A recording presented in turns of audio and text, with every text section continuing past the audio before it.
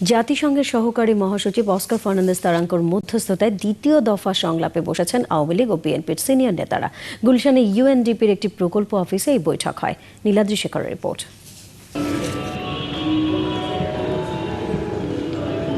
সকাল থেকেই নানান নাটকীয়তা, দৌড়ঝাঁপ, গণমাধ্যমের অপেক্ষা এখানে ওখানে।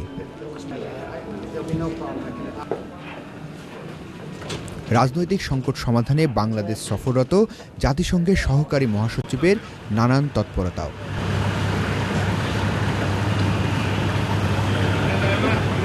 বেলা 11:30টার দিকে সোনারগাঁ হোটেল থেকে বেরিয়ে জাতিসংঘের সহকারী মহাসচিব তারানকো সোজা চলে যান গুলশানের 110 নম্বর রোডের 10 নম্বর বাড়িতে, যা ইউএনডিপির একটি প্রকল্প অফিস হিসেবেই পরিচিত। তার কিছু পরে সেখানে আসেন বিএনপির ভারপ্রাপ্ত মহাসচিব মির্জা ফখরুল ইসলাম আলমগীর, ডক্টর খন্দকার মোশাররফ হোসেন, ডক্টর মঈন খান এবং শমশের মবিন চৌধুরী।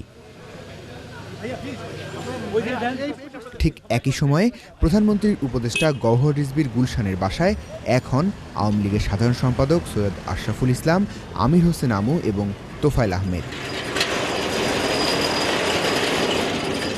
12টা নাগাদ দুটি গাড়িতে করে আওয়ামী লীগের 4 নেতা পৌঁছান ইউএনডিপির ওই অফিসে, যেখানে আগে থেকেই উপস্থিত ছিলেন বিএনপির প্রতিনিধিরা। সেখানেই জাতিসংঘের সহকারী মহাসচিবের উপস্থিতিতে শুরু হয় দ্বিতীয় দফা দুই রাজনৈতিক দলের মধ্যে বৈঠক। রাজনৈতিক সংকট সমাধানে নানামুখী উদ্যোগের মধ্যে তারানকো বরাবরই বলে এসেছেন, দুই দল ছাড় দেওয়ার মনোভাব নিয়ে এগিয়ে এলে সমাধান সম্ভব। বিকেল 5:30টায় রাজধানীর একটি হোটেলে তারানকো সফর এবং সার্বিক পরিস্থিতি নিয়ে সংবাদ সম্মেলন করার কথা রয়েছে।